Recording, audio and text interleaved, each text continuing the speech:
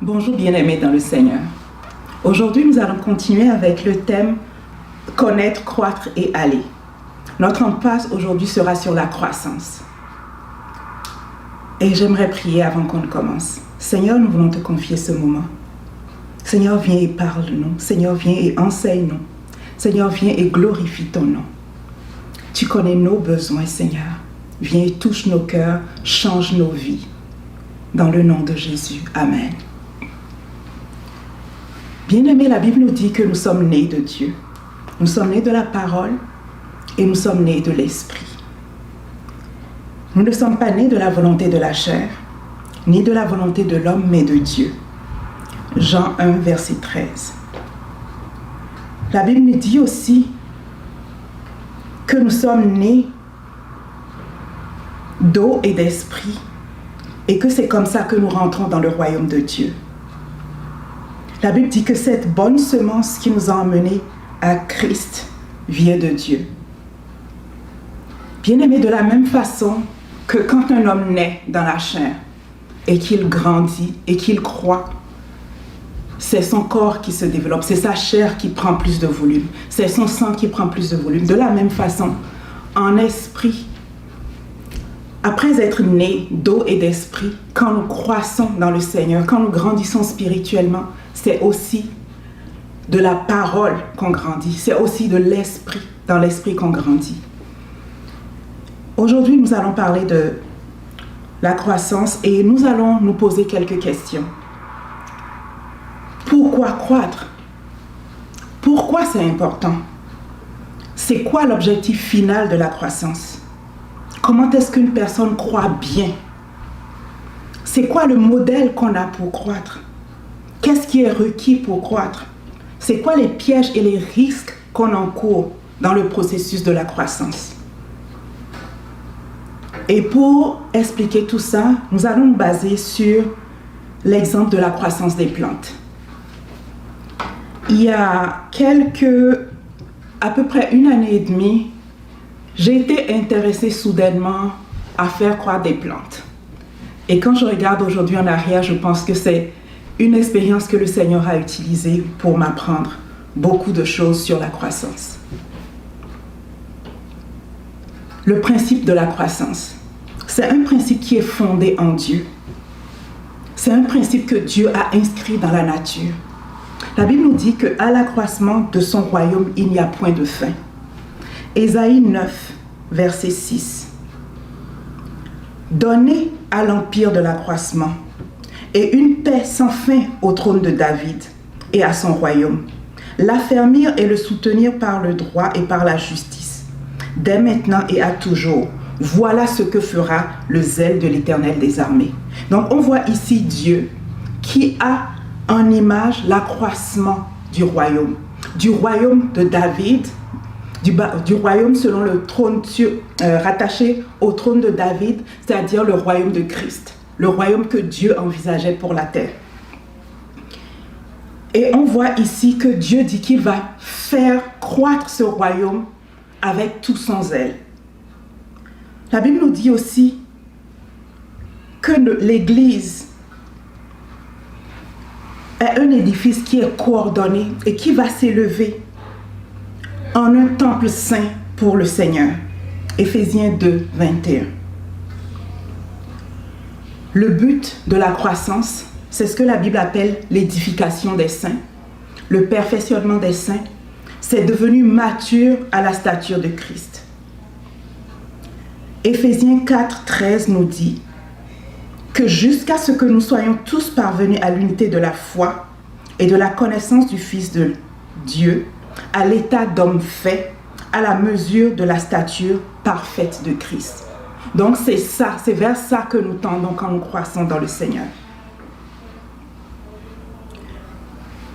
Maintenant, c'est quoi le but? C'est quoi le but de la croissance?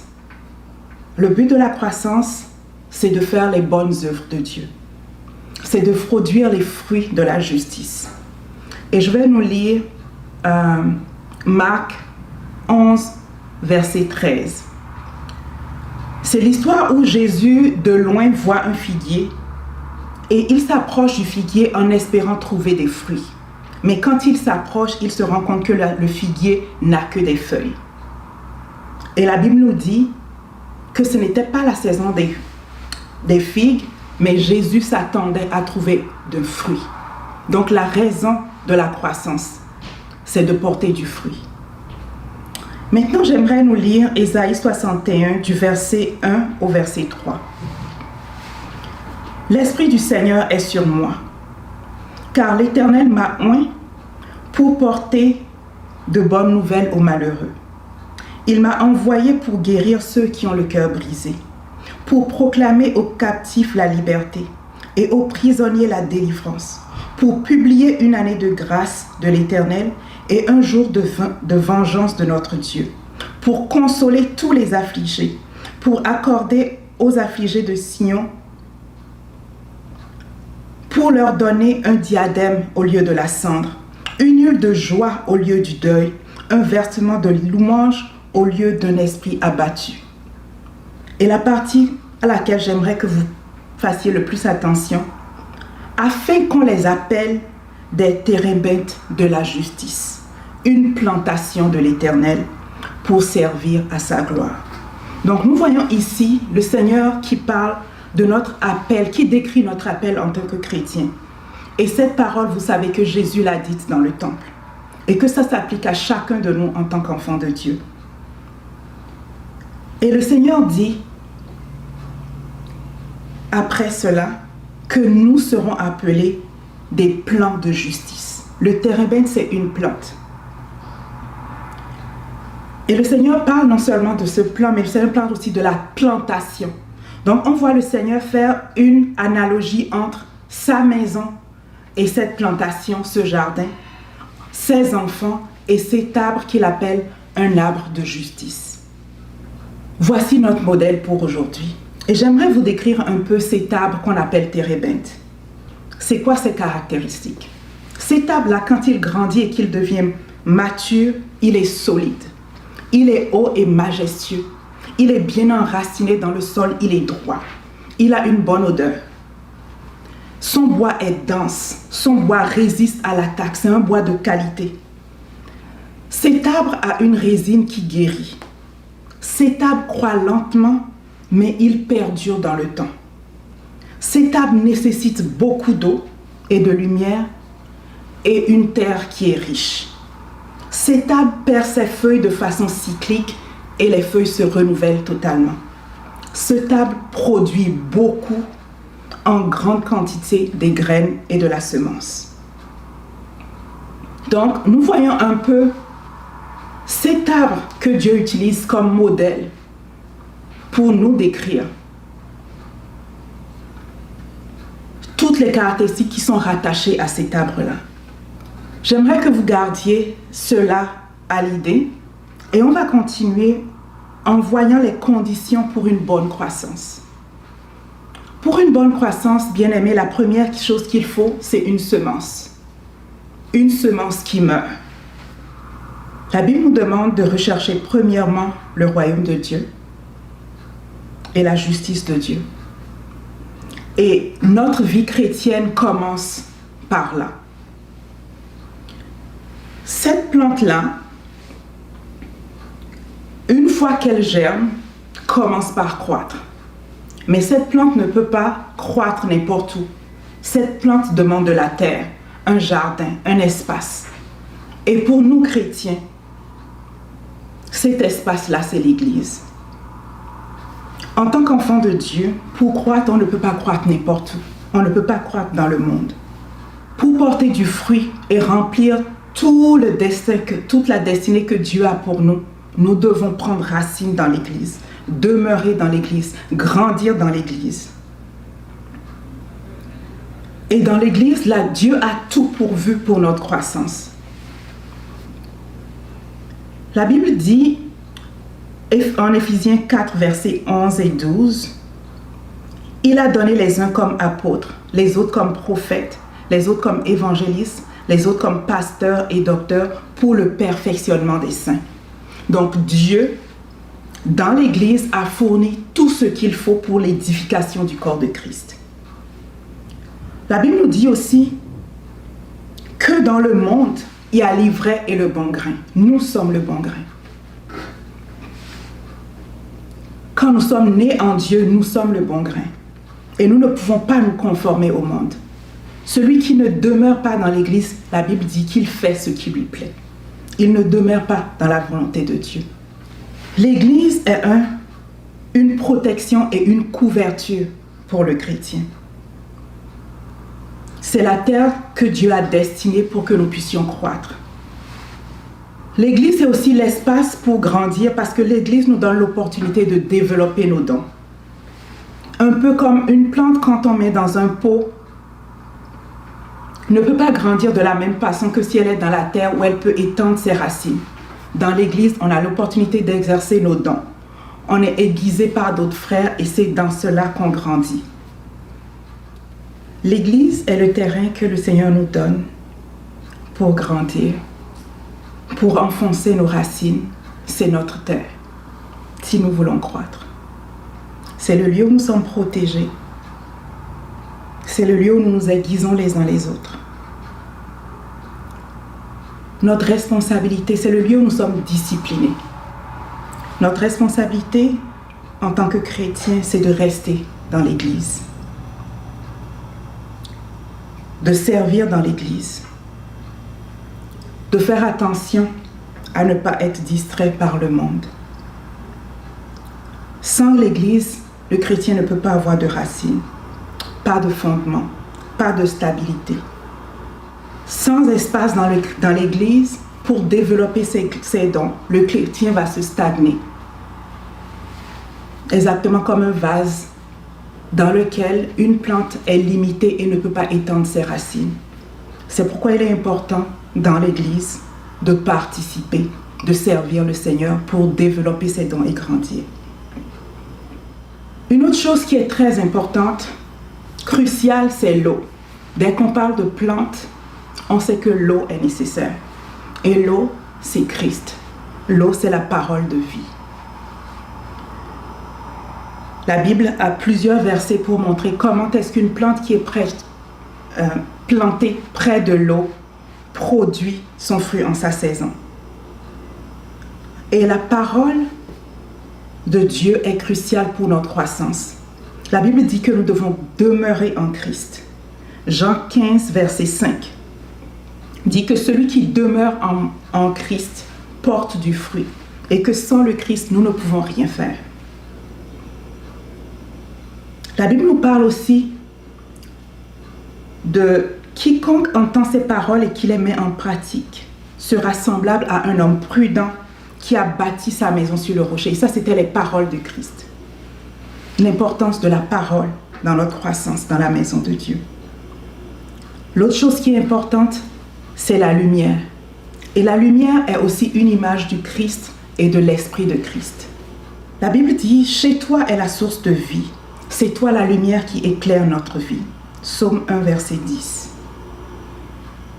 La Bible dit, dans Éphésiens 5, verset 9, « Car la lumière produit toutes sortes de bonté, de droiture et de vérité. » Tout au long de la Bible, nous avons tellement de versets qui montrent l'importance de la lumière dans la vie du chrétien, l'importance de la relation avec le Saint-Esprit. La Bible nous montre le Saint-Esprit comme le consolateur, l'esprit de vérité, l'esprit qui nous enseigne et qui nous rappellera tout ce que Christ nous a dit. Comment est-ce que la vie de nos ancêtres dans la foi a été changée par le baptême du Saint-Esprit? Et la responsabilité du chrétien, c'est de désirer une vie dans l'esprit. De la même façon que nous devons désirer ardemment la parole, nous devons désirer être remplis du Saint-Esprit. Nous devons désirer nous soumettre au Saint-Esprit. Nous ne devons pas attrister le Saint-Esprit. Nous ne devons pas résister à l'œuvre du Saint-Esprit dans nos vies. Sans la lumière, une plante a une croissance anormale. Sans la lumière, une plante grandit en longueur, mais ne prend pas de force. J'ai planté des plantes à l'intérieur, et ce qu'elles font, elles naturellement elles vont chercher à se diriger vers la lumière et continuer de grandir en hauteur et en hauteur.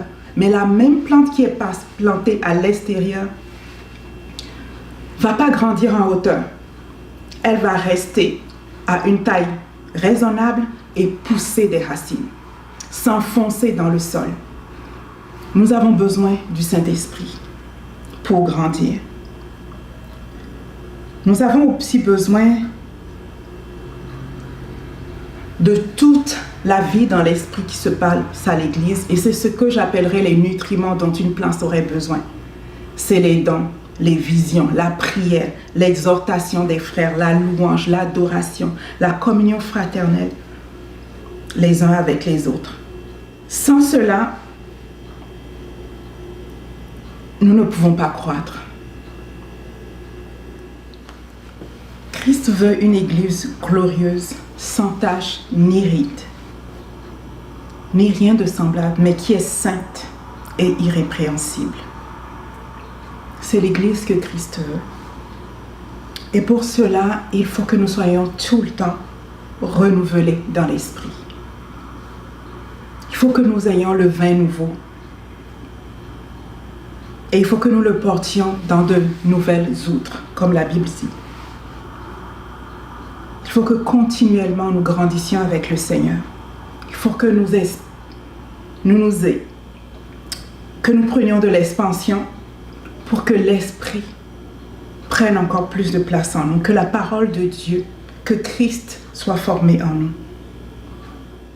Le but de la plante, c'est de porter des fruits abondamment et de porter de la semence. Une semence qui peut se reproduire. Et nous savons qu'une plante part d'une semence, mais produit des milliers de semences. Donc tout un chacun de nous, pour Christ, nous portons du fruit quand nous croissons, mais nous portons aussi en nous des milliers de semences. Même si l'objectif final, c'est que la plante donne du fruit et des semences, et que à l'accroissement du royaume, il n'y ait point de fin, tout au long du processus de croissance, l'utilité de la plante croît. Plus nous grandissons dans la maison du Seigneur, plus nous sommes utiles pour le Seigneur. Ce à quoi nous sommes utiles pour le Seigneur se diversifie dans le temps. Et si nous obéissons au Seigneur et que nous croissons selon sa volonté, nous allons toujours porter le fruit pour nos saisons. Une plante donne de l'ombre. Une plante est belle. Une plante produit des médicaments. D'une plante, on peut produire des médicaments. La résine de la plante qui guérit. Une plante, avec le temps, devient forte. Son tronc devient solide. Ses racines plus enfoncées. Et c'est de cette façon, la Bible dit que nous ne sommes plus emportés à tout vent de doctrine, en étant fondés et enracinés dans le Christ. Nous savons reconnaître ce qui est vrai de ce qui est faux, parce que la parole est en nous. Nous faisons plus, avec plus de force, avec plus de courage, avec plus de ténacité, avec plus de persévérance, face aux intempéries, aux choses qui peuvent arriver dans nos vies. Nous gardons plus la paix facilement. Tout ça, c'est des fruits de l'esprit. Tout ça, c'est des fruits de la croissance. Dans Apocalypse 22, verset 2, la Bible dit: de chaque côté du fleuve se trouvait l'arbre de la vie, qui donne des fruits 12 fois par année, une fois chaque mois. Ses feuilles servent à la guérison des nations. Et aussi dans l'Ancien Testament, dans le livre d'Ézéchiel 47, verset 12, nous avons aussi quelque chose de semblable. Sur chaque rive du torrent, des arbres fruitiers de toutes sortes pousseront. Leur feuillage ne flétrira jamais. Et ils produiront sans cesse des fruits. Ils donneront chaque mois une nouvelle récolte, car ils sont arrosés par l'eau provenant du sanctuaire. Leurs fruits serviront de nourriture et leurs feuilles de remède. Donc nous voyons ici que dans la pensée de Dieu, nous sommes appelés à tout le temps produire du fruit. Nous ne voyons peut-être pas ces fruits. Nous ne comprenons peut-être pas c'est quoi ces fruits, mais je veux nous encourager, bien-aimés, que dès que nous commençons à pousser des racines, le Seigneur veille à ce que nous croissions et que nous portions du fruit. Les fruits sont multiples. Et comme une plante, quand elle pousse des fruits, les fruits sont portés loin et la semence est peut-être jetée très loin, que la plante ne la voit même pas. Certains de nos fruits, certaines de nos semences, nous ne les voyons pas. Mais le Seigneur les voit. Je veux nous encourager à continuer à pousser dans le Seigneur.